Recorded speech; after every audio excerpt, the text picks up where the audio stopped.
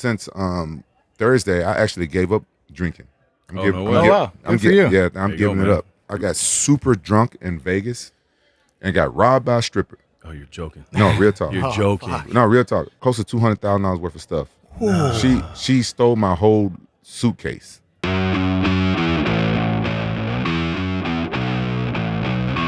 You're listening to Studio 22. Welcome to Studio 22. I'm your host, Will Meldman, with my amazing co-host, as always, Brock O'Hearn. What's going on? How you doing, Brock? Good. A little tight squeeze in here, but I'm good. Yeah. We are live from Los Angeles Comic-Con. It is crazy here. The energy is great. Everything's amazing. And we are sitting with not only a world champion and a Hollywood actor, it is Quinton Rampage Jackson. Thank you so much for being here. Oh, thanks for inviting me. Yeah, man. Thanks for coming on. This you said this wasn't your first Comic-Con, right? You've been to a different Comic-Con Yeah, before? I've been to a couple different Comic-Cons. I think I've been to one in San Diego a couple times and one in New York. Yeah. Oh, yeah? The big ones. Oh, yeah. It was nice. Yeah, LA's like, it's a little smaller, but it's great for vendors because like you get a little more attention and you kind of like San Diego, you can kind of get lost in the crowd a bit, right? It's so big. Yeah. Yeah. What happened to your costume, though? I thought you were going to dress up. I dressed up as Hood. There you go. That's who I am today. Well, I'm just sweater. Feel free to call me by my costume name, my character's name today. We'll get to that later, Feel free. Or never. But yeah, man, no, thanks for coming on. Thanks for your time. We were connected through a good friend who is trying to hide but not doing a very good job over here in the back lens. I got to call it out now because you're like, why is there a chick on the bed? Hey, that's what they're supposed to be sometimes. I'm sorry. A former Studio 22 legend, Lens. Yeah. Thanks for coming on again in this way. It was great.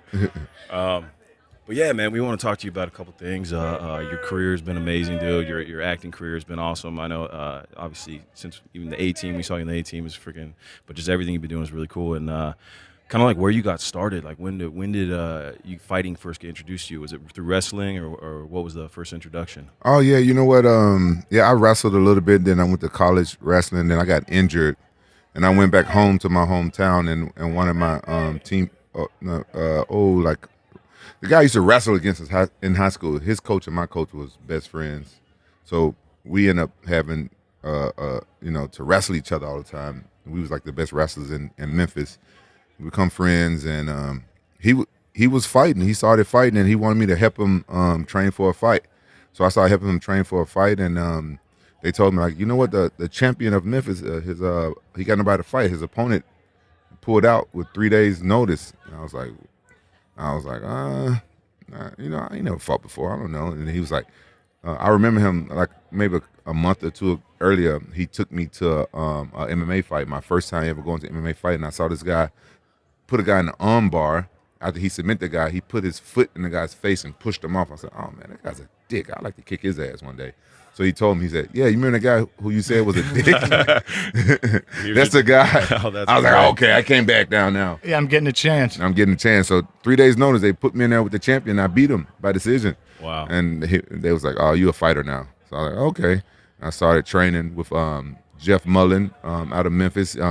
He's like one of the head commissioners or whatever you call him of the athletic commission or something. Oh. And he's a man. He's my first trainer, and the guy that started me to fight, I'm no longer friends with him now. He ended up screwing me over in the gym years later. I have no idea why, but he moved to California to start training with Fabiano Iha. That he met him at UFC like 13 or something, or UFC 20 or something like that. Damn. He met him then, and it was all she wrote. I moved out to California, started training, had a couple amateur fights. So I had like 2 or 3 amateur fights, then I went straight pro. Was that a big transition from wrestling to MMA? Was that hard for you, easy for you?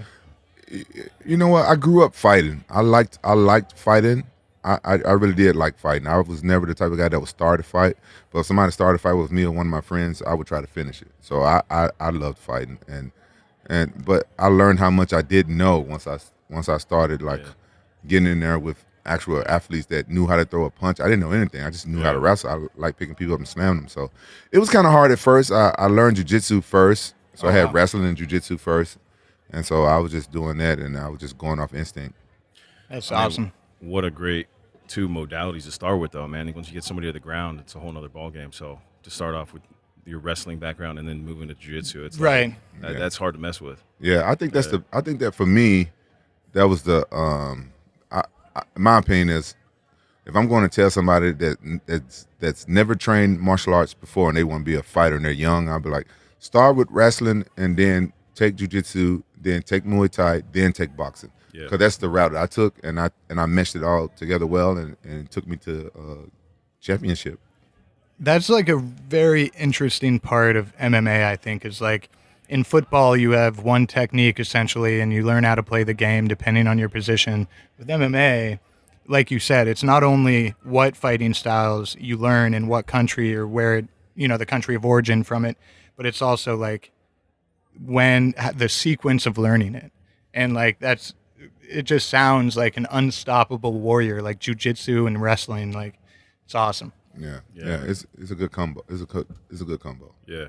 There's a couple different places. You got UFC, you got Bellator, you got Pride.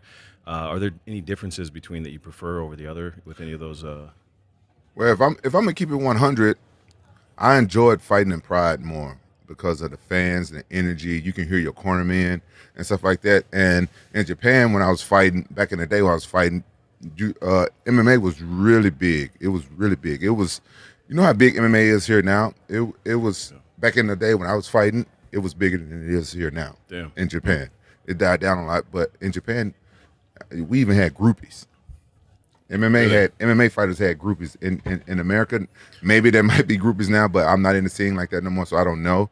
Because still, compared to Japan, not that many women really watch fighting. Yeah. But in Japan, you could basically go somewhere to a restaurant, or you can go somewhere outside of fighting to a bar, and some women would know who you are, like hot women. I felt like maybe like a basketball player feel here now. You know what I'm saying? Yeah.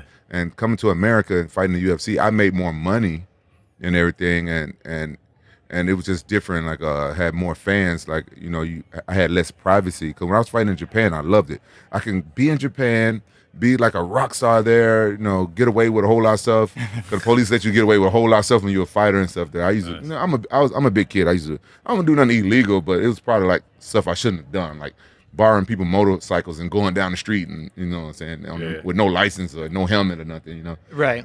And here I come back home and no one knew who I was. Only the hardcore MMA fans. So I still had my privacy. I still can go out and do what I want. And then once I fought in the UFC, I made more money, but then I had less privacy. I couldn't really go anywhere without people asking for pictures or while I'm trying to eat or with my kids or with my friends or whatever. So I liked fighting in Japan better, but I got more successful here in America.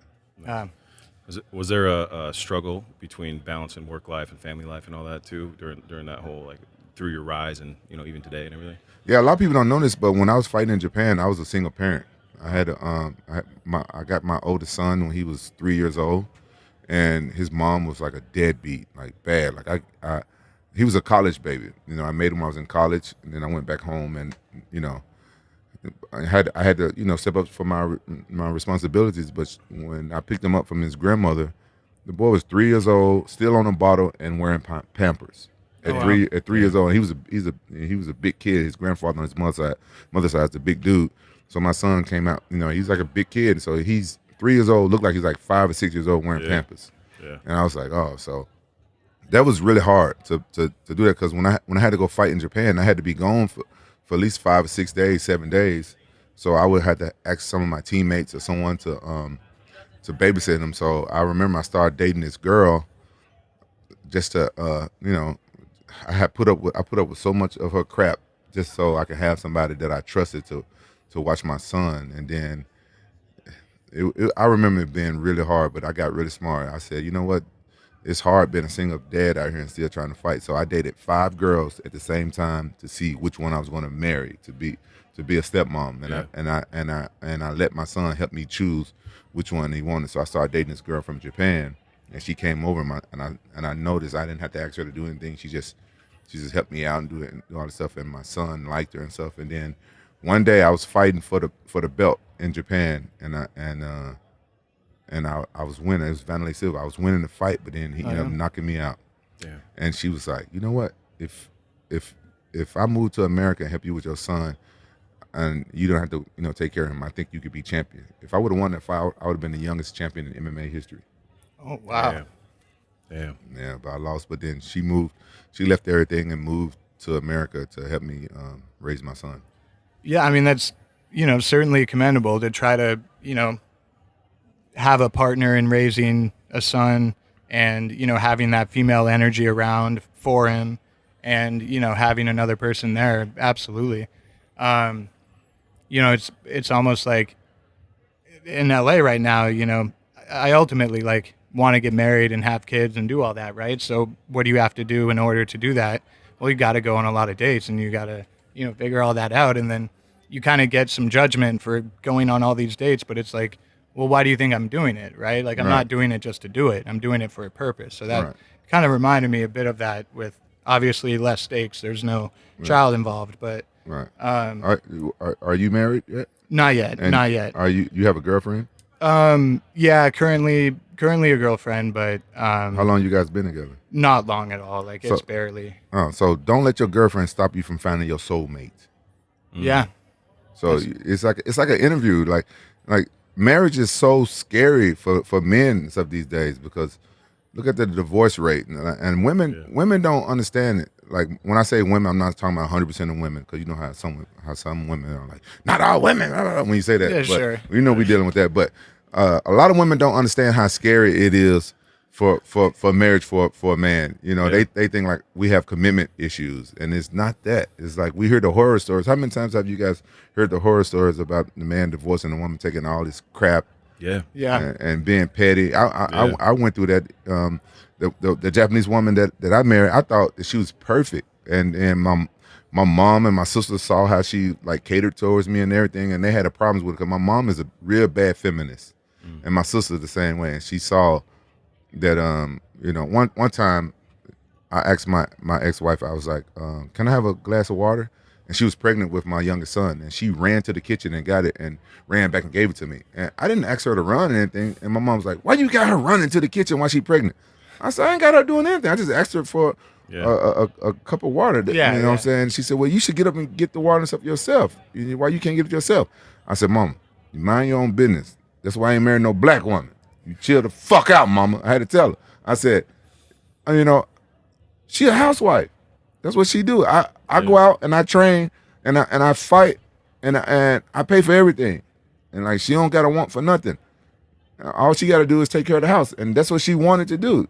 That's how it is in her culture. Yep. I'm like, don't come over here messing anything up. And then my mom got in her ear, messed everything up. But then I actually found out that I had another kid that she really didn't know about. I really didn't know he was mine. He was like an illegitimate kid, just like my oldest. Y'all know how it is. Y'all know how it is. I had two college babies. Yeah. One was while I was there. One's 8 months younger than the other one. So so he was like a maybe. I didn't know he was mine. I got the DNA test. He was mine. So I had to get custody of him.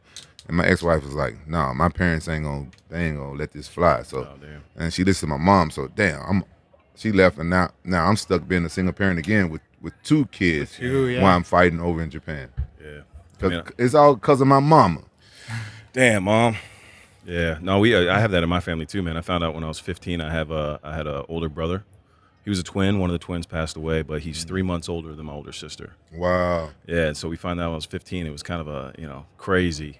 His life took a whole different turn because she ended up marrying a different guy that she thought it was, and then he went that way. And then when they met, my dad, he looked just like him, acted just like him. Wow. They kind of married someone they because married, they obviously he was with my mom, hooked up with another woman, right? Had a baby with that woman. We didn't know until I was 15. So my sister was 16, 17. It just goes like that sometimes, though, man. Yeah. Are you cool with him now? I mean, I've only met him twice, so I haven't heard from him since. But why, man? That's your blood, man. Yeah, man. I don't know. I just it's some stuff happened, but I think he was fine himself, and went on his path, and he did his thing. So I respect it. Your papa was a Rolling Stone. Yeah, he was a Rolling nightmare. I don't know what you want to call that guy, but he was an animal, man. You might got more siblings out there that you don't know, huh? Oh, I think there's like 9 of us. God damn! Yeah. Did your dad have a TV? No, apparently not, man. Wow. Apparently not. How many kids you got? I got none. You got 9? None. Oh. That I know of. How old are you? 32. Are you young? How old are you? Yeah. 33. Oh, damn, y'all young as hell. Yeah. I hope so. But again, I mean, I've had a lot of divorces in the fam for sure, and then I have a half brother who's 10 right now, who I love like more than anything. But it's kind of cool because I get like, it's almost like the cool uncle / dad relationship with him, right? Big brother, cool uncle, but yeah, divorce is always really, really tricky, and it's scary. We have a lot of them, and it's scary. It's scary for the men. Yeah, and that's it too. Sometimes you come from family dynamics that tell you to be one way, right, and then they teach you to be one way. It doesn't mean it's necessarily the right thing, or maybe it's not the right thing for you, right? So you found a woman that you thought was perfect for you, that was great, that could provide for you the way you needed, you wanted. And then family comes in and tells you something different, you know? Yeah. So for me, that's like the same thing of what I was taught versus what I know is best for me. And so I had to unlearn some of these things so I can go out and find, if I do find a good partner, you know, it's someone that matches me and what I have to offer and vice versa. But man, like I'm just thinking about, you know, your son and you as a single father, and then going through the career that you've had, man, him growing up watching you fighting. How is it, how do you think it is for him seeing you have the career you have and the path you have? You know, is he taking after you, or is he? Well, my oldest son he's albino, so he couldn't play any. The doctor said we shouldn't put him in any full contact sports. He was good at basketball, but he couldn't play football. He grew up playing flag football, but he couldn't go into fight. Nowhere I could let him, but. You know, when I was a single parent, I used to have to let him come to the gym with me, and my teammates was training him behind my back. I didn't want him doing it. And he turned out to be really good, like a really good technician at Muay Thai and stuff like that. They'll train him like while I was out running or while I was doing something else and I wasn't paying attention, and they'd be training him, and he learned really fast. And then my other son, I got custody of him when he was 6. And he grew up, and I didn't put him in a wrestling or nothing, because now I'm a single dad. I had to get a nanny and stuff like that, and it was just challenging for the nanny that I chose, because I learned something with my oldest son, that I had to really trust the person. And the nanny I had for him, I thought I trusted her. It was my cousin's girlfriend, but she just wasn't down to take him to put him in any sports. She was doing it to help me out. I paid her, but she had her own career and stuff. So I didn't put them in any sports, like wrestling or nothing like that. But when he grew up, they kicked out the nanny. They got like 15. They said, "Oh, we don't want a nanny no more. We old enough to take care of ourselves." And then he started wrestling at school and stuff, and he got pretty good. And my second son, his name is Roger. He started fighting, and he was undefeated as an amateur. Wow. And then he just wouldn't take any advice from me. He won't listen to me. Really? He want to be vegan. And I was like, "Son, you can't be vegan and fight. You just can't do it." Yeah. And he wanted to take mushrooms and do all this stuff. I don't know much about drugs and stuff like that. He was like, "Oh, that helps me." I'm like, "Okay, whatever." And he didn't, his first pro fight, he didn't want to get his weight. He didn't want to get his weight down, like I told him. And everything I asked him, he did the exact opposite. I guess he felt like he didn't want to be in my footsteps and my shadows or whatever, something like that. So I was like, "All right, son, do it yourself." But he has a really good coach. His coach is Antonio McKee. And Antonio McKee, for people that don't know him, he's in my opinion, and a lot of people's opinion, he's like one of the best MMA coaches. Oh, really? Yeah, because his son was only been trained by him, and his son been doing this since he was like a little kid, 3 years old. His son was undefeated all the way up till he got cheated, but his son's like never truly been beat, and the son is like a future go to the sport. And Antonio McKee is a really good coach. That's what my son is. And so I hope he at least listens to his coach, and right. I hope he has a good career. But I'm gonna take a step back. He's the only kid that followed my footsteps. My 2 Japanese kids, they're like they're like really smart kids. They got that from me, of course. Yeah. Like, Hell yeah. Yeah, straight A students. They play basketball, but my youngest son, he's more of a scholar than an athlete. He looks like Tiger Woods, so I wanted to put him in golf. Yeah, man. But he won't even dress up like Tiger Woods on Halloween. He don't want nothing to do with it. We got some golf courses and some pros he could train with for Well, sure. He's 18. Is it too late for him? No, not at all. I started Yeah. 4 months ago, man. And you doing good? I'm doing pretty good, man. Oh, that's good. I was this close to home one last week. Oh, that's good. Yeah. I suck at golf. I suck. It's a tough Oh, sport, dude. Yeah, you just I have try. fun with it though, right? Yeah, like yeah. you know. Yeah, I tried. But it's more about just having fun too. But then it really just comes down. It's a mental game too, right? But it's I think it's so much the technique. And when you start to get that mechanics down, Yeah. You really start learning. But someone who's 18, man, like that's a great time. Especially the thing is golf to me growing up has never been like it's never been sexy. You know, it's never been attractive to someone who's like a young adult. I was male, playing right? football and lacrosse during golf season, Yeah. right? It's like But now I think golf is becoming cool. You know, like Yeah. And because of Tiger and Ricky Fowler and that The younger young guys, Justin yeah. Thomas, that younger generation. but also like discovery. You know, like first time I ever played golf was in board shorts on the beach. Oh, no yeah. shirt. I'm like, dude, no shoes, no shirt. You know, like this is amazing. You know, I didn't know all the other places you had to go button up, super prim and proper, and like. I bet you he always have his shirt off. Look at this. Yeah. Somebody what camera can see? Somebody gave me a damn cup. Gave you. I saw you went straight to that. You grabbed it, man. You said you're thirsty. That's the one you grabbed, man. What are you talking about? I see we have liars in this studio. I don't know what you're talking about, man. I'm on Rampage's side. Yeah, you're smart. It's smart. But yeah, man, it's just, and it comes down to that too, you know, like, I think just doing what you love. At the end of the day, you know, this life is short. It's tomorrow's not promised, right? But like, I only do things that I'm passionate about now, you know, and I grew up in a really chaotic, weird way that there was no consistency. I switched high schools 9 times. Damn. Yeah, middle school 6 times or something, 6, 7 times, and then You same thing. kept getting kicked out for being ugly. Yeah, that was it, bro. I was getting too tall to fit in the seats, and there's all kinds of weird stuff was happening, bro. Well, y'all moved a lot. Moved a lot, yeah, and then parents were divorced, and then just kind of going back and forth everywhere. But the one thing I had, which is why I moved into acting, was I got into working out. I was super skinny, got made fun of. I was bullied a lot. So I started working out, and then it was movies. Since I was a kid, movies I could take anywhere, you know. So that's why I kind of went into, or that is why I went into film and TV. But at the end of the day, it's like making movies, doing this podcast. I like connecting with people, talking to people, right? Learning from people. It's one of my favorite things. The comic book, we're building our own universe. You know, it's like everything that I do, or I touch fitness too. You know, I got a fitness app and stuff like that. I'll take my shirt off too much, but it's things that I love. You know, and I think like if you do that, you don't really get burnt out on it. You know, Right. It's not work. Yeah. Yeah, it's not work if you're doing stuff that you're passionate about. Hell yeah. Stuff that you love. Yeah. I need to find something that I'm passionate about. I still love fighting. You know, I'm trying to get into boxing because out in Saudi Arabia, they really getting behind the sports and stuff, and they really like taking care of the boxers and stuff like that. So I want to have like a few boxing matches before I get older. Yeah, I'm like 10 years older than both of you guys, so I Still got young. yeah, that's still young, Yeah, but not for doing full contact though. So I want to do a couple of boxing matches before I get too old, and then after that, I think I'm gonna find something that I'm passionate about to go. I like inventing things, so I like to be passionate about stuff. I like seeing my creation out there in the world somehow. Hell yeah. That's I mean, cool, man.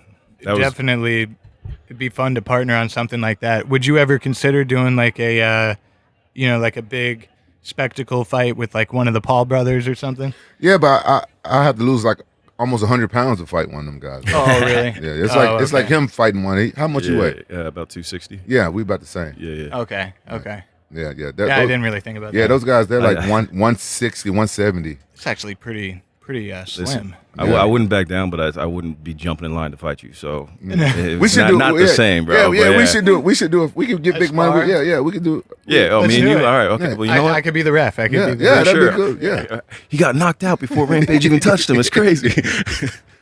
yeah. I'm Nah, down. man. I'm down with that. No, Hell speaking yeah. speaking of boxing, I saw you were just with Mike Tyson. Oh yeah. How was that? Yeah, it was cool. Hey, Mike Tyson is, man, he's a hero of mine. Yeah, man. Yeah, that guy he's so cool, so down to earth. Like you would think that when he show up, he'd come with a big entourage. He showed up to the podcast by himself. Yeah. Just kicking with everybody, talking. And my boxing coach is from England, and he was here, and my boxing coach races pigeons, and he know Mike Tyson like pigeons. So so we had to prime away from each other so we get the podcast going. They were talking about pigeons the whole time. Oh no way. Yeah. Oh, that's hilarious. Yeah. Was the episode fun? Did you guys? Yeah, the episode's fun. You learn a lot about him, and some of the stuff some of the stories and stuff that we've heard before, because Mike Tyson's so Yeah. famous. He do so many interviews and stuff like that. But it was good, getting to know him. Yeah. Yeah, man. We met him not too long ago, and had a really fun night with him. And dude, I was like, it just felt like I was sitting with some like Aristotle at some point, But he was also a warrior, man. Like this guy, he's got something in his eyes where like he can be so chill, so cool, and he gets so deep, mentally and philosophically. But at the same time, it's like he's got a predator in him. Yeah. He's got something that I'm like, there's something there that there's no fear. There's no like, he knows if he walks in, if he walked into Comic-Con and he had to fight his way out, he knew he knows he's getting out. Yeah. Against everybody, Yeah, like it is something. It's something to him. I just can't put my finger on it, but the guy, he's next level, and even at his age, if I'm 45, he got to be at least close to 55. I'm sure he's over about 10 years. 60, yeah. No, he's not 60. He's not 60. He's in his Younger? 50s. I think he's at least 10 years older than me. Because you remember, if you guys remember when he first turned pro and was going, he was only 18. So he was young. So he was young. He was like the youngest heavyweight ever. Yeah. And so he's not that much older than me, but he still has it. He still has it at his age. Most people, the first thing you lose is your speed. Right. And the power is the last thing. But he still has his speed. Yeah. And he's just a different animal. I knew something was different about Mike Tyson. And one time I saw a clip of him. This woman blindfolded him and had him throw the darts? You saw that? Oh, I'm like, yeah. He threw 2 bullseyes, maybe 3, but 2 blindfolded back to back. Really? Yeah. First try. Holy Yeah. crap! On live I've never TV. even Yeah. heard of that. Yeah. Yeah. It's like I can't remember if he said something. He said something like he's not using his eyes to see or something like that. Like, Yeah. Like a Jedi. He's on another level. I don't think we will ever see anybody close to what Mike Tyson was in boxing. And I kind of wanted to ask him some more like detailed questions, but that podcast it's like 4 of us sitting there talking, and then one guest. So it's like 5 people talking. So sometimes things get away from you. But I wanted to ask him, like, I can tell like just by watching him after Casamado, that's his name. His coach Casamado, something like that. Yeah. After he passed away, Mike Tyson changed. He wasn't the same. He wasn't the same person anymore. And I think that was his only downfall in his career. Like, you got nobody to blame but yourself. Yeah. But I felt like Casamado knew how to keep him on the straight and narrow. Yeah. And then after that, you just see. He was like a dad to him, right? Yeah. So it was only like a matter of time. So I think that if Casamado was a little bit younger and lived, I think Mike Tyson would have went on undefeated. He would have been like Floyd Mayweather. That's just my opinion. Yeah. Yeah, it makes sense. I'm with this new energy drink called F3. It's F3. it's a healthy energy drink. Like, everything about it is healthy. Oh, yeah. The guy who started it, he comes from the mental health background. Like, his sister is what do you call it, autistic. Okay. So he dropped out of school to take care of his sister, and then he was like, man, if my sister need all this, think about all the other people that needs all this help, right? Yeah. So what he did was he started schools for like autistic kids and stuff like that, and Wow. and families don't even have to pay for it, because somehow he's just a real smart guy. He got it to where the state or whoever has to pay for it. It's like a private school or something. So the guy got very successful in that, and then he was an MMA fan. He was training MMA and stuff. I think he had like one amateur fighter, so I don't know. Then he started got married, and his wife didn't want him to do it. So he went into business. So he got real successful, and so he started his own fight league called UFL, United Fight League, right? And this guy's such a good guy, smart guy. This is why I like doing business with him. His name Harrison Rogers, by the way. This guy decides to give fighters benefits. So in his show, Really? yeah. So it's the first MMA show ever to offer fighters benefits. You get health insurance, life insurance, and you get shares in the company if you sign like a if you sign like a multi-deal contract. yeah. So he's not just gonna get it away for somebody to fight one Yeah. time. But if you sign with the company and you with the company, then you own a piece of the company. And Hell yeah. I think that's brilliant, because now if you own a piece of the company, you're gonna want to promote it better. Yep. So he started the You're energy. invested. Yeah, you invested. So he said, you know what? I know it's gonna take a long time for this MMA company to get up, because you got so much competition out there. So I'm gonna start an energy drink so the fighters can have more shares and make more money. So that was his reason behind the start a healthy energy drink that fighters could drink, anybody could drink, kids can drink it. Wow. And he put like a lot of different supplements and stuff in there, like ginkgo biloba and yeah. a lot of different stuff. You know, I can't name them all. And it's working. It's growing fast. So I co-founded this company, Recover 180. It's like a healthy electrolyte beverage. I think it was back in probably like 8 years ago. But it's similar concept. It's not energy, but it's more hydration and But fighters electrolytes. Fighters can use this after they weigh in, huh? Oh, definitely. Can it be like the you know what Exactly. fighters use? They use Pedialyte. Yep. This is We're a better tasting Yeah. Pedialyte essentially. You mind if I get some of this later? You got some? I'd love to give Yeah. you some. Yeah. I want to try it out. we can ship them to your house too. All right. wherever Yeah, you want, super easy. Yeah, I want to. Yeah, Get because your palate. this is really needed because studies been coming out that when you get dehydrated, water alone does not help No, you. yeah.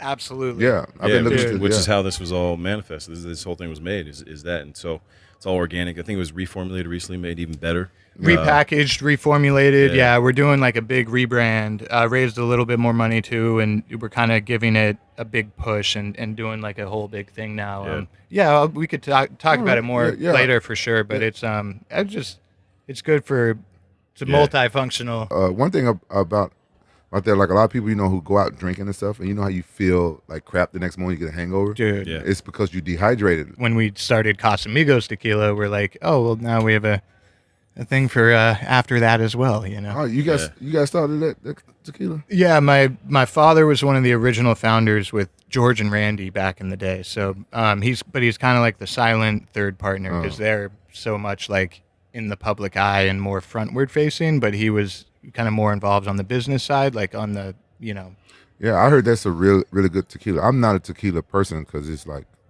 I feel like it's too strong. I'm a weak sauce when it comes to liquor. Oh, really? Yeah, but since Thursday, I actually gave up drinking. No way. wow. Good for you. Yeah, I'm There you go, giving it man. up. Yeah. I got super drunk in Vegas and got robbed by a stripper. Oh, you're joking. No, real talk. You're joking. fuck. No, real talk. She got me for like almost close to $200,000 worth of stuff. She stole my whole suitcase. Dude. I got super drunk and hanging out in Vegas and Is it? and met a girl at the bar at the Cosmo, just Yeah. drinking and people said, oh, maybe she drugged you. No, she didn't drug me. Like sometimes if I get that drunk, I will pass out. Yeah, you're 'Cause just I- asleep or something. Yeah, right? I just passed out. I don't. Did you get any of it back? Do you have any No. idea who this chick is? Like, is there any way to find her? My manager, I got one of the best managers in MMA. His name's Tiki Gosson. He's really close friends with Dana White, right? Oh hell yeah. So what he did was he hit up one of Dana's like security, like bodyguard team or something. And they're like Vice in Vegas. Yeah. And so they're like detectives and stuff like that. I gave them, the only thing I had was her Instagram. She blocked me, but you can still see. Oh, her that's stuff. good. And That's they good. found her just from that. And she's in jail, but she had already sold my shit. She went to a rap studio and stuff like that, and she sold it to some rapper and some other social famous chick or something like that. And so the detectives, they working on it now, trying to get my stuff back. But I don't know. You got her. Yeah, but I don't. She had already sold my stuff though, so I don't know if. stuff, Oh though, it's right, like- right. So hopefully I can get my stuff back Yeah. because the watch. It was a watch. It was an AP. Like an Audemars Yeah. Royal Oak. Is that an AP right there? No, it's not. This is a different company, but yeah, Oh it looks yeah, close though. yeah. I love the AP. Yeah, it it was was great. that watch alone was worth $110,000. Yeah. And it's like had a couple other, and it just had sentimental value. Yeah, of course. That and Yeah, from when you got my it too, bracelet had a sentimental value, but I had my I think this jacket is cursed. I had this jacket I just got back. It was from the Bellator heavyweight tournament that I lost, and I had an assistant that took it to the cleaners, and it got lost for a long time. Then one of my coaches, his name's Sean Reyes, he's like a fitness guy, looked kind of like him but smaller.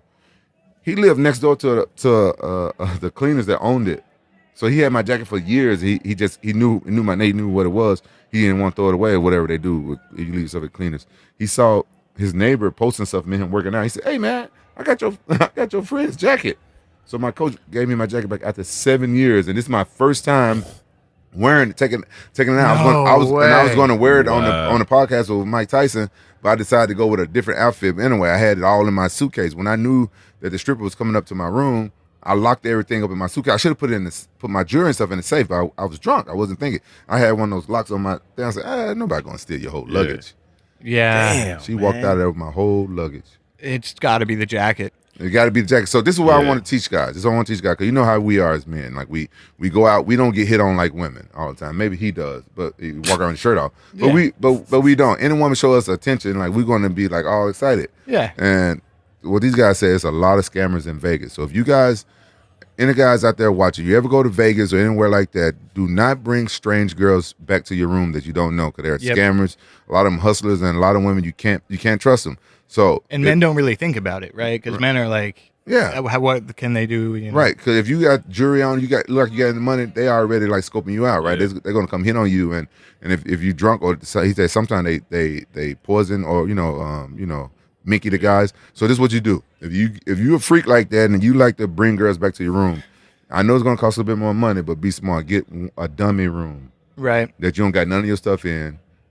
And take all your stuff off, leave in the other room in the safe, stuff like that. Then take it to the dummy room when ain't nothing. She can't rob you for nothing. That's worth a couple $100. I've had it happen to multiple fraternity brothers when we were in college, for sure. It's like, it's definitely a thing. You know, I feel like there's chicks out there that like just do that. Right. Cardi B used to brag about what she used to do to men. Oh, really? Yeah, drug them. And that's crazy. Seriously? Yeah, she bragged. It's on the internet. You can see she bragged about it. Like she used to be a stripper, and she used to rob men. Like, that's a hustle for women. That's a hustle. Yeah. Man, I mean, dude. Yeah.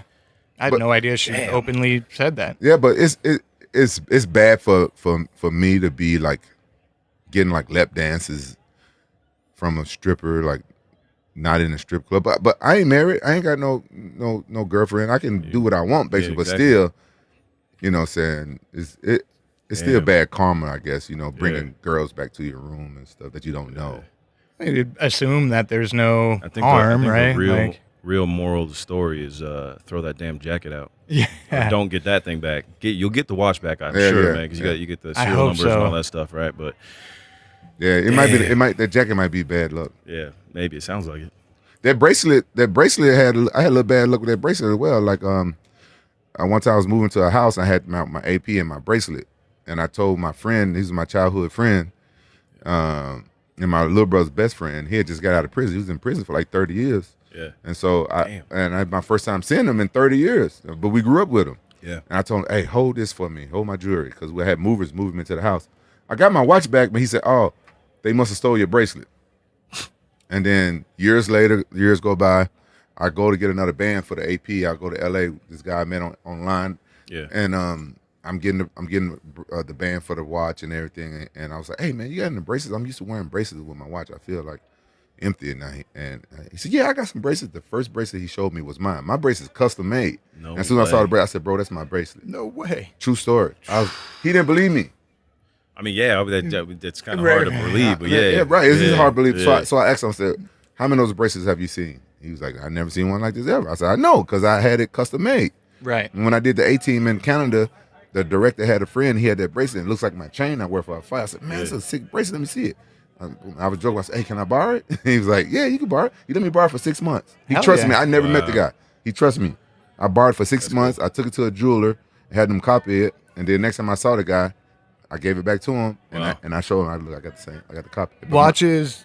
I didn't mean to cut you off. No, go ahead. Watches are like the one like kind of like materialistic luxury item that I really, really enjoy. And like, in our family, we like over Christmas every once in a while, you kind of do like a Rolex or something, and that's like, I don't know what it is about having like a nice watch that's like I feel like it's just like a cool masculine thing to have, and like, Yeah. And like you said, it's very sentimental. Like, I will do my best to like never ever lose that thing, but life happens. Life happens. Yep. Yeah. The weirdest thing is that when I was choosing which watch I was going to wear, and I got that watch is my favorite watch. I was like, I just thinking like, man, sometimes I don't want to wear it because I'll be thinking like, what if I get robbed? Because like LA, like since COVID, people been getting robbed up here and stuff like that.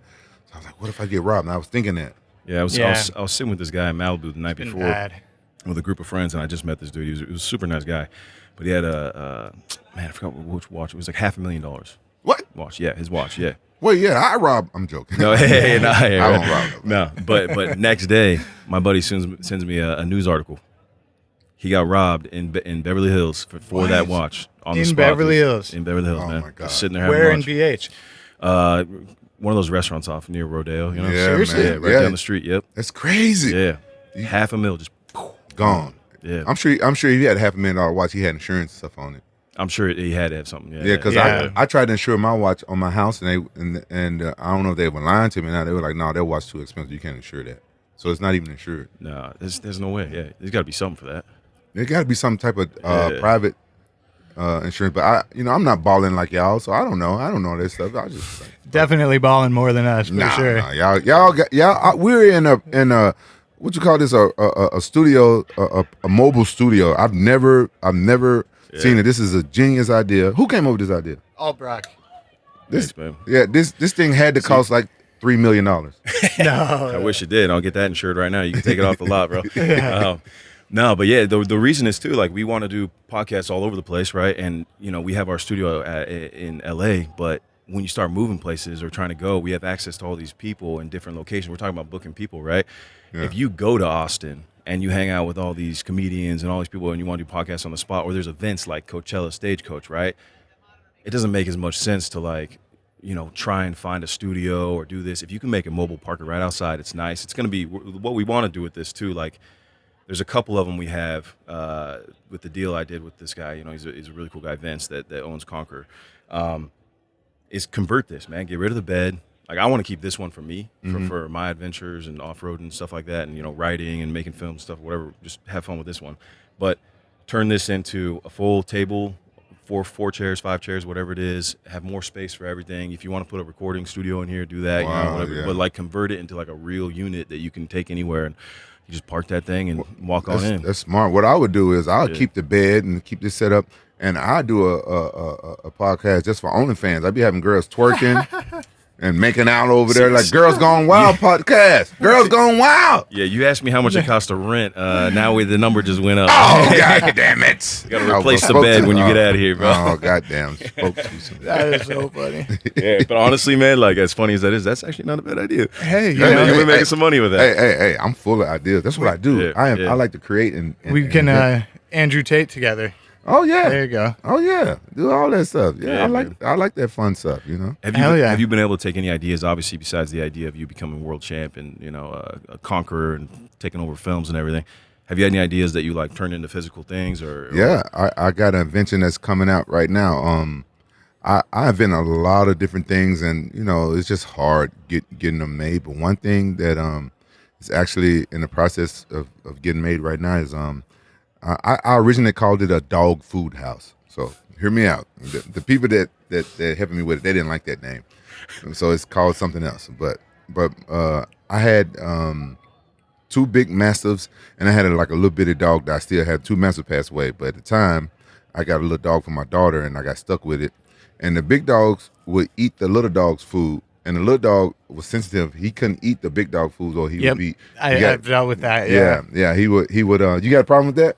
So I only have one dog now, but growing up we had multiple. So I mean, they eat each other food. Yep. Any person with multiple dogs will. Was that ever happened with Penny? Your dog is a Basenji, little Basenji, right? Can only eat that special food, and then you have Lando, who's a big Saint Bernard, right? Oh yeah, we have to. You got to feed separately. You got to do different times. Yeah, so and I'm interested in this idea. Yeah, and the little dog food, it's like he was allergic to other stuff. It was expensive dog food, and the big dog just come eat it up right away. So I invented this thing where the little dog goes inside and eat, and the big dogs had the food up high, and the little dog couldn't get to it until he grew and he could get up there. But then you can see it's harder for him to get it. But I was more worried about the big dog getting his food. Yeah. But I had the prototype and stuff like that, and then I made it harder for the little dog to even go and get the big dog food. That's actually genius and solves a very specific problem for pet owners. Yeah.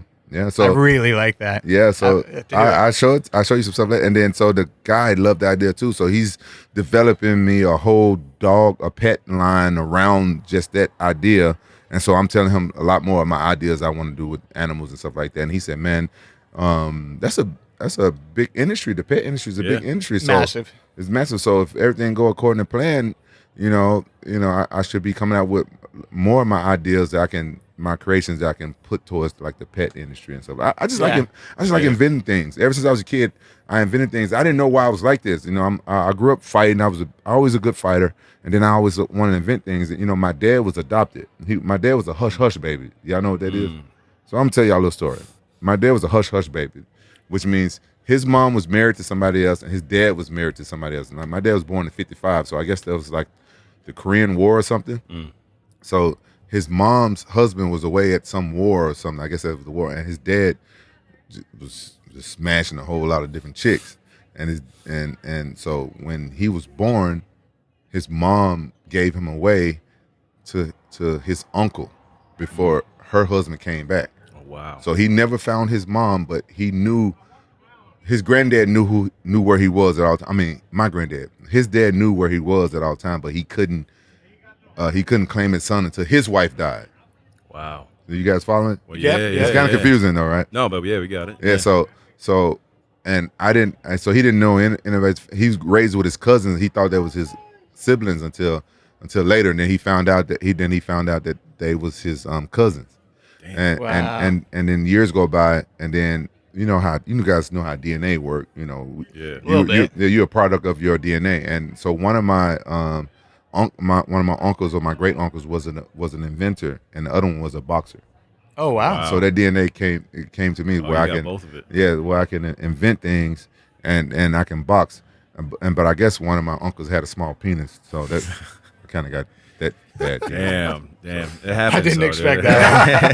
that. I got some serious shit, I gotta throw some stupid shit in there. I always tell everyone, it's like I'm tall, I got long hair, I'm fit, but that saying that you can't have it all, man. I was just joking though. I know we got some liars in here. Yeah. You mentioned a movie, The A-Team. Yeah. Such a great action flick. What was that whole experience like? I mean, it's like an amazing franchise that goes all the way back. It's like, big kind of reboot spectacle. Was that a fun experience? Man, that was an experience of a lifetime. I never imagined in a million years that I would actually get a chance to do something like that. The weird thing about me, even though, like I said, I'm a fan of Mike Tyson, he's my hero and stuff like that, and I was a fan of Mr. T. Oh, yeah. They're the only two people that I've really been a fan of, besides like the Dukes of Hazzard and stuff like that. But I'm the weird type of fan where I like you, but I'm not a fanatic.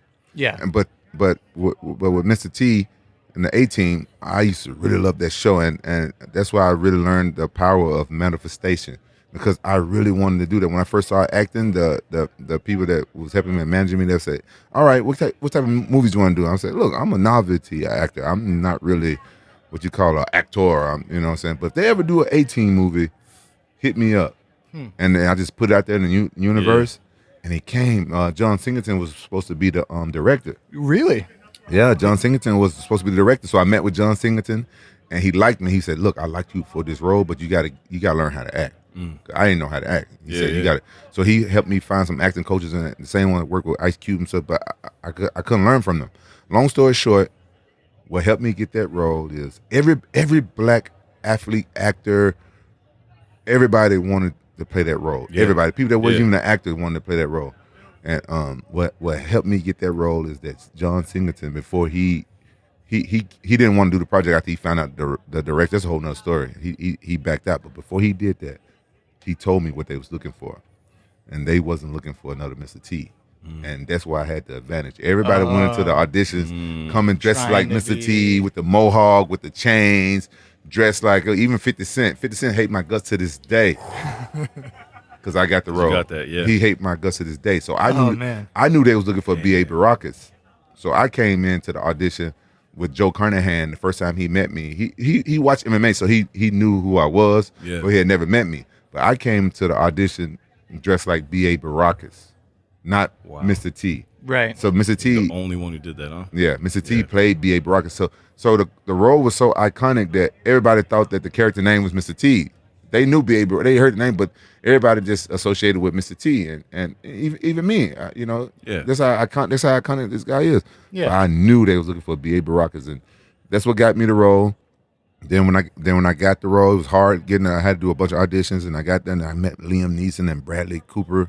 I had already done a movie with Bradley Cooper. I didn't meet him on the first one, and then I met Shalto Copley, and he was the guy from District 9. Yeah. Yep. Yeah. Oh my God, all those people was cool. Then I met Jessica Biel. Yep. Oh yeah. Yeah. Met Jessica. Yeah, and I worked with those guys. I learned so much just by being around. I learned the most from Liam Neeson. Really? Dude, he's such a legend, man. He's a I'm so legend. jealous. Oh man, Liam is one of the coolest guys you ever want to fucking meet, man. He took me up under his wing. He liked me, and man, I'm trying to tell y'all, Liam is cool as fuck. I don't give a fuck what people say about Liam because I heard some bullshit went around because he said some stuff that people try to cancel him. Oh really? Yeah, he said some shit. He said some shit a couple years ago. I don't know. He did like an interview. He said some shit because one of his friends got raped or beat up by some black dude or something, and he kind of said something how he was feeling. I'm telling you, I know Liam Neeson on a personal level. He's one of the coolest motherfuckers in Hollywood. Dude. Yeah, cool. I learned a lot from that guy. Like we're still friends to this day. Everybody from the movie, like we still cool. And I still kick it with the director Joe Cunahan. He's one of the funniest guys. Man, it was an awesome experience, bro. That's cool. really cool.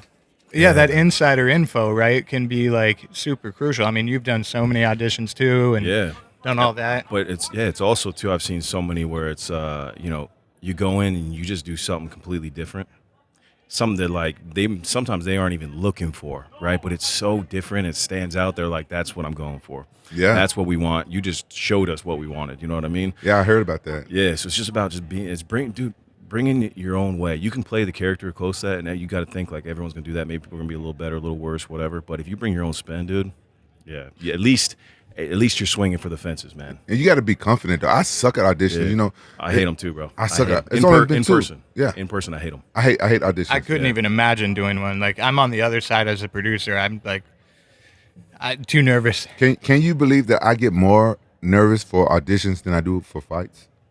That's like a pretty really wild. interesting, Yeah, it's great. And when you go to do auditions, for me, everything's real. For me, it has to be real. Like if you ever come to the gym and watch me train and sparring before a fight, people are like, "How in the fuck was he ever champion? How is he this?" Because I get my ass kicked out in the gym, and it's not for me. It's not real. But when I act and when it's real, it's like when they say action. I don't have to be no method. I don't have to get my mind. So and when they say action and then it's real, okay, it's a snap. Okay, boom, it's real. I can be. But when you go to audition, the casting director, whoever it is, they sitting there reading the lines, and you got to act off them. And I have no energy from them. It's like they're just reading the lines, and then I have to perform, and it's not real. And so I've only gotten 2 auditions. The 18 one and don't laugh at the name of this movie.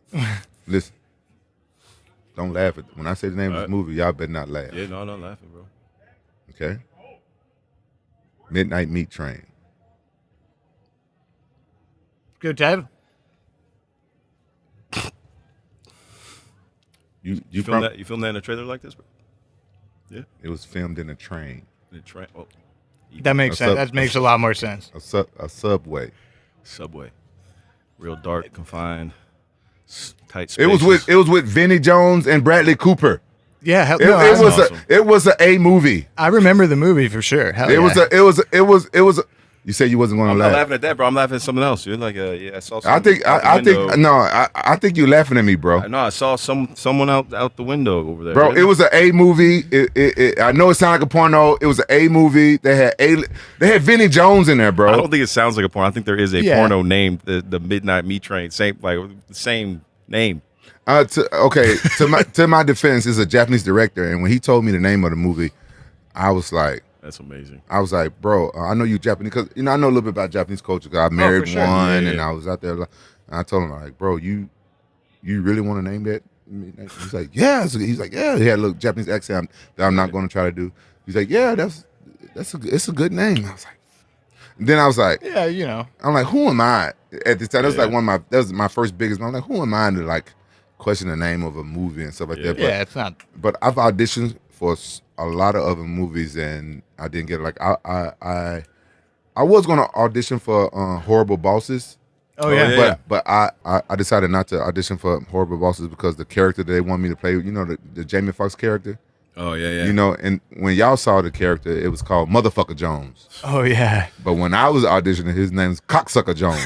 Really? Yeah, I didn't Yo, have that.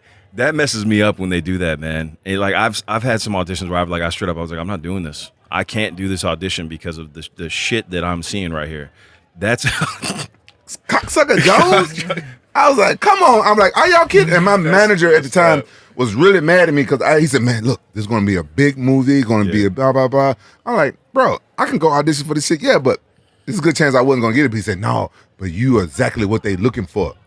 You exactly what they looking for. And I can't remember if it was before 18 went out. I can't remember. We're looking for a real After, I think. cocksucker. I can't remember. Yeah, I'm like, I ain't playing no motherfucker. I don't Choose your have wording correct, like wisely when you say I'm exactly what they're looking Right. for. When they're looking for a cocksucker Jones. What do you No, mean? no, what do you no. mean, bro? No, let me explain myself then. I'm explaining myself because they was looking for like a dude, like a ex-convent looking, like prison, Like a badass. Yeah. but evidently, funny name, funny name. but evidently that character was sucking cock in prison or something. I guess I don't know, but I didn't have the power to change the name. Jamie Foxx did, so he called the character Motherfucker Jones, and then they explained how he got the name. Interesting. Yeah, so y'all remember that part of the movie. So Yeah, but Yeah, sometimes that's there's actually some cool like insider info on like the character. But name sometimes change. that's how it goes too. Like you be midway through a production, and you know they do change a name or they change a scene, they change the entire story. In a way. You know, it's like. But sometimes star power helps do that. Yeah, you know yeah, what I mean? yeah. I didn't have star. I auditioned for Pain and Gain. Oh, yeah. Did you? Yeah. with Michael Bay. Yeah, Wahlberg, The Rock. The Rock. Yeah. But I was so confused with them because I thought I did good in it, and they gave me hugs and stuff. I never had hugs at the end of an audition, and I'm like, fuck it. I guess they felt bad for me or something because I don't know. I didn't get the part, and then You would have been great for that movie. That was I auditioned for Michael Bay again with what's the latest Ninja Turtle ones he did with Bebop and Rocksteady. Oh yeah. Yeah. Yeah. Didn't get that shit either. I was like, oh man. See, I've had my manager trying to explain it early on in my when I started was sometimes you're auditioning and they're not even auditioning you for that role. And a lot of times, obviously, you're going out for a certain role for a movie or whatever it is. Yes, it is that. But a lot of times, like you go in and you do that role, you do that audition, but it sticks with them, or they see you, or you're getting fresh in their mind, and then another movie comes along, or another movie, or even a bigger movie, or something comes along, and then they're like, okay, we want you for that. So that does happen too, you know. Yeah. But I've been so close to so many of those, man. Where it's like the producers are like I just had that on a really big show recently. Actually, it was like down to me and one other dude. It's one of the biggest shows on TV right now, actually. Yeah. And all the producers, like at least 2/3 of them, wanted me, and it was kind of like down to this decision with the director. And the director goes, "I'll take the 7-foot guy instead of me." I'm like, "So, aren't you 7 foot? I'm 6'7". Yeah, I 6'7"? should have put some damn boots on. Yeah, or you should something. have put some boots on. Yeah. But sometimes it's just that. It's just one decision, one It person. can be the smallest thing. And it's not even, it's just sometimes out of your control, man. Yeah. But which is why, like, you know, even with us making this comic book, right, we want to go live action with it. We want to, we want to turn it into a show. We want to do, you know, animated stuff. We want to do all kinds of different stuff with it. But We're premiering an animated trailer tomorrow on the main stage here. Oh, damn. Yeah, I'll show it to you. It's really I cool. want to see it. Yeah, I like that type of stuff. Yeah, it's fun, man. But that's where I'm at now too. With it, is like movies, TV. I love film. I love TV. Will, who's got a production company too, Double Down Pictures. I've gotten to the point now where I'm like, I just want to make stuff. That's what I'm trying to make this one show that I created, and I told it to my manager, and they trying to get it going right now. We they in the beginning stage of production. It's fun. I like creating stuff, and I have a couple of ideas, and I got an idea for a show that I want to do in Vegas because I got robbed. I like cops. Yeah. I want to do an undercover show, busting those damn shady ass stripper bitches.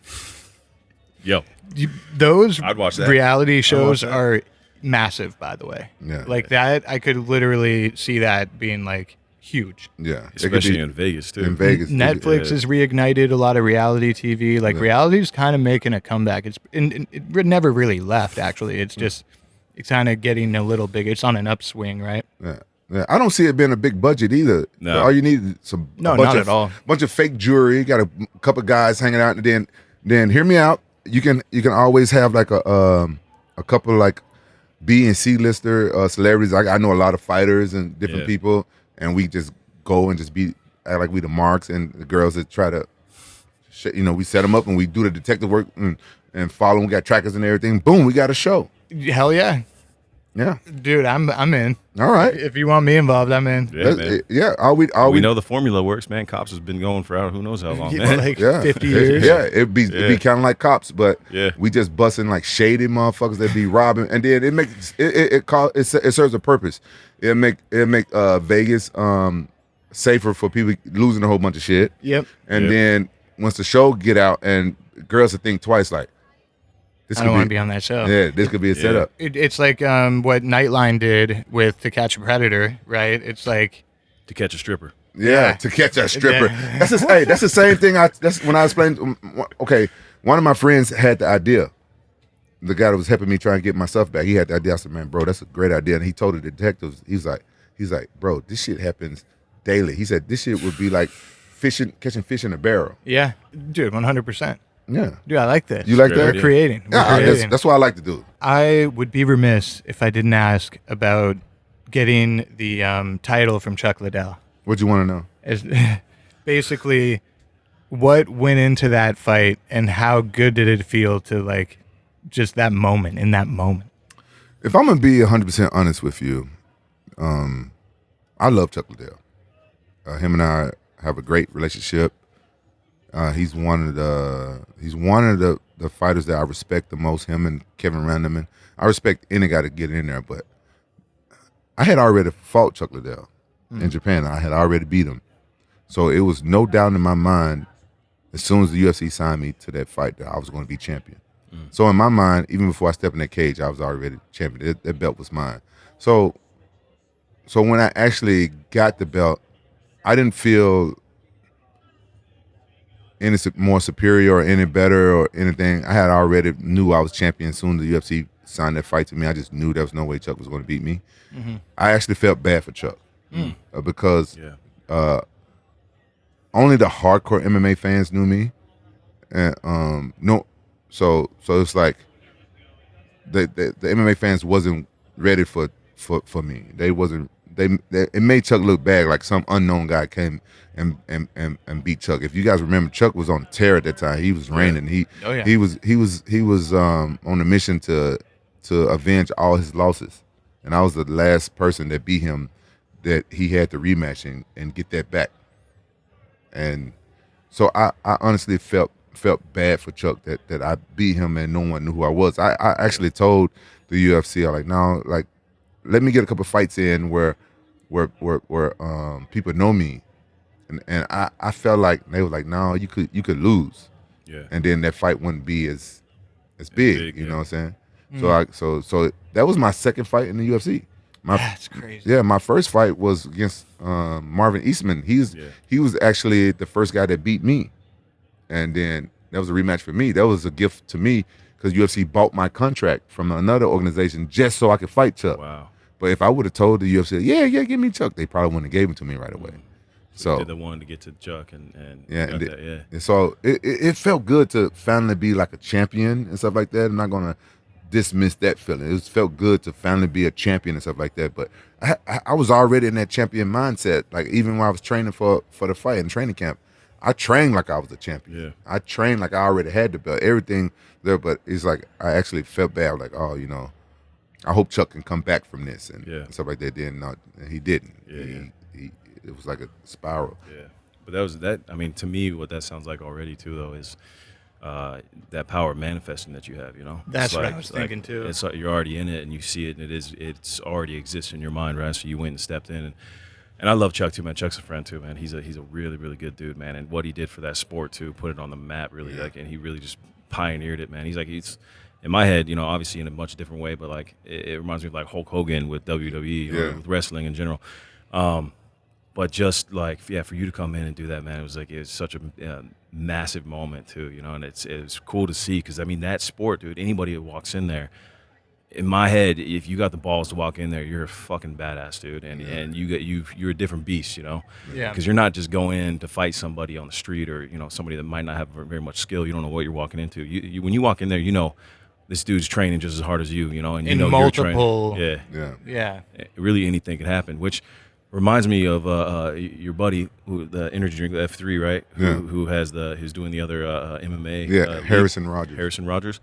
I didn't hear you mention dental in that. Why isn't he doing dental? That sounds like it should be something to be easy fit for you. Oh, wow, you saying? You said he gives you benefits, right? Oh, yeah. Is dental in there? I don't know if dental, but he give you I'm just thinking people getting punched in the mouth. Oh, and yeah, teeth getting knocked out, yeah. I think he give you health insurance. I'm not sure if that's include dental. Yeah, Because I didn't get the benefits. It was just a joke, but I know. I didn't get the benefits though, because I don't fight. I didn't fight for him, but my son got it. My son got shares, and a lot of people got shares. And my son, I love my son. I love my son more than I love myself. My son's a fucking idiot because it was his That's first real love right there. Oh yeah, I keep it real. sure. I keep it real, even with my Yeah. own family. I keep it real, like anything. I just how I am. My son, that was his first professional fight, and he was complaining that he only made like $1,500, but he got like 1,000 shares in the company. And my first professional fight, I only made $500 With no shares. and with no shares. And I Yeah. told my son, I said, "Son, do you understand what these shares are?" And he Yeah. was like, "No, I don't understand." I said, "Listen, if this company does well, if it makes X amount of money, if it does this, your first professional fight, your purse would have been like upwards of $250,000. That's unheard of, son." But he was complaining about his purse to other people, and it got back to me. And I was trying to explain to him, like son, like you. Well, yeah, but that's over the past decade, especially. I think like moving into the entrepreneur mindset too. Like when you dive into business and realizing what a share is and being a part of a company, like I've got so many friends that even energy drinks, for example, they get in early. Energy drink company blows up to billions. They're walking away with millions. Yeah. When really the initial deal, if it was a cash deal, you maybe would have made, if you're lucky, a couple $100,000. If that was the deal. And then no long term. No long term, nothing after that, And so, yeah, man, like that is a really unique, really cool way to get people on board, and also, like you said, it'll make you want to invest in it. Right. You feel like you invested in yourself as well. So it was genius. I was wondering why he was doing it, because I was like, no one else has done this. Then I asked him, I said, "Why are you giving so many shares? Well, why are you doing it?" He said, "Because I'm not in this to make a whole bunch of money." He said, I'm okay. I'm successful." And it's like, I could tell. You can tell by the way he dressed and everything. He's not a flashy guy. He said, "I don't care about being the richest guy in the world. Like what I want to do is I want to leave my footprint on this earth and say that I changed something." So he doing it for a cause, for a purpose, which is more noble. Like, oh wow, he said, and if I give people shares in a company, say if it. He said, "I don't know, but I'm betting on it doing well. Say if it does well. Say if this company does well, and then everybody that's involved, they eat too. They they can be they can do successful, and they could be successful." And he said, "That's what I want to do." And he told me a good saying. He was like, "If your friend is a millionaire, and he's not trying to help you become a millionaire too, he's not your friend." Damn. I like that. I like that. Yeah. I was like, man, that's 100% facts, because Hell yeah. because I've tried to teach my family about the power of manifestation and stuff like that. That changed my life. Like I can do better with it. I can practice it and do better with it. But at least I know it. Like whenever my family asks me for anything, because the main reason why I started fighting is to help my family, because my family, we grew up poor and stuff like that. I'm not going to name off the stuff I do, because the stuff I do it to do it, not to get notification from it. Like philanthropy stuff. Yeah. I never name off the stuff I do, but that's the reason why I wanted to be a fighter, so I can help my family. I can say that's my number one charity, and sometimes I feel like it's a crutch. Yeah. Because they can just come ask me, and they know how I am. If I got it, I give it to them. And I'm like, listen, I come from the same place you came from. Like if I did it, you can do better. All you gotta do is figure out your skill, your hustle. Everything's a hustle. Wherever you're good at, you just put your mind to it, and you can become successful at it. Yeah. And there's different levels of success. Yep. You know what I'm saying? Give a man a fish, he eats for a day. Teach a man to fish, he eats the rest of his life. That's true. I was talking at the career club of my high school on like a Zoom panel, and one of the big takeaways was essentially like learn a skill and something you're passionate about early, like in high school, like you are, or even college, and like that you can live off that for the rest of your life, right? Like Yeah. whatever it may be. Yeah, whatever money or things or material items or whatever it is you give to your family or to anybody really, that doesn't have longevity. What you teach them, what you leave with them, and that mindset is what changes people, man. Yeah, Hell I yeah. agree. I agree 100%. And now that I'm talking to you guys about it, I'm starting to realize, damn, I was stronger with manifestation back in the day. I manifested myself like cars, like materialistic stuff, a lot of stuff, and it came to me easy. And then when I lost my belt, I kind of got away from it. But then 'cause it was scary because when I lost my belt to Forrest Griffin, I felt like I really did win that fight. But at the end of the day, I started thinking about it. And I started questioning myself because I kind of know how it worked a little bit. And I thought about it. I said, I manifested myself to lose. Really? Yeah, you got to Wow. be careful. I did because at the time I had this manager. I'm not going to say his name, and I didn't trust him anymore. And I heard him say in the interview, if Rampage loses this fight, I'm retiring. And I kind of wanted. I didn't want to be with him. I was trying to fire him a couple times, and he would pull on the heartstrings. And I was like, and I didn't want him managing me anymore. So in the back of my mind, I did kind of want to lose that fight, but Right. I really didn't want to lose my belt. Yeah. But I did want to lose that fight, right?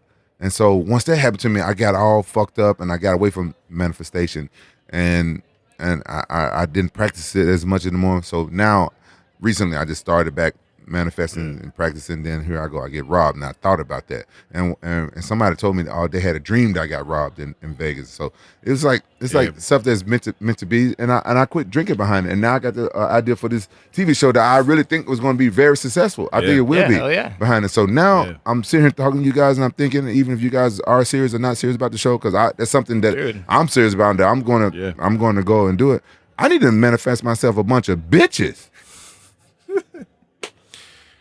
Well, when you got a successful TV show, I'm sure that'll help. Oh, Dude, yeah, hell You know what yeah. I'm saying? Where did Rampage come from?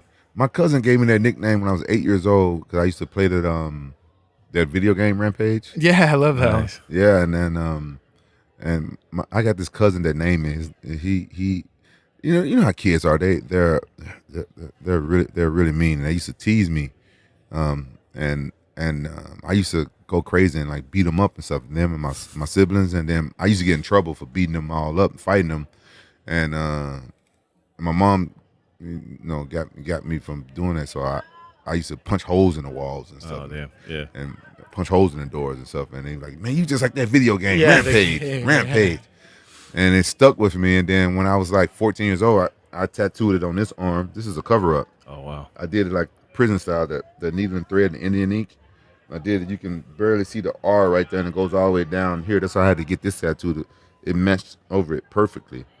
And this is a cover I tattooed on my arm, and then it stuck with me when I put it on my arm. It was like the worst prison tattoo you ever want to see. Oh, you did. Oh, okay. It was the worst one. You do it Damn. so ghetto. And as soon as I turned pro, I think I had one amateur pro fight with where you can see the tattoo, and then after I was like, man, I can't beat. You covered up. It was so embarrassing. So I got it. I mean, the cover up looks good. I've always wondered, like, if I wanted to cover any of them, like what it would look like, but it looks great. Oh man, when I first got it, people thought that it was like a stamp because the guy covered up. It was raised. It was super dark. Shit. I got it done in Scarred Temecula up and stuff. years ago. Really Yeah. interesting. Hell yeah. I used to live in Orange County, and I had a buddy that lived close to you, and I remember we would drive to his house, and I would see the A-Team van out front, man. For real? Which Yeah. city was this one? Ladera. Oh yeah. So I used to say, I was like, damn, that's so cool, man. Yeah. Okay. Yeah. That was like back, it was a while Yeah, back. I love that van. My dad bullied me for it, and he got it, and I got to get it back from him. He don't take care of shit. Hell yeah, man. Dude. This was an absolute blast. Yeah. Thank you guys for inviting me on, and you guys turned out to be super cool. I thought you guys were too douches because y'all good, handsome men. Whenever you meet handsome men, you guys are always stuck up, but you guys are pretty cool. Yeah. I honestly really appreciate that, actually. I'm just happy to get out of here without getting punched in the face. So it's cool, man. Hey, it ain't over yet. Thank you for watching Studio 22. Don't forget to like, share, and subscribe. And follow our socials at Studio 22 Podcast.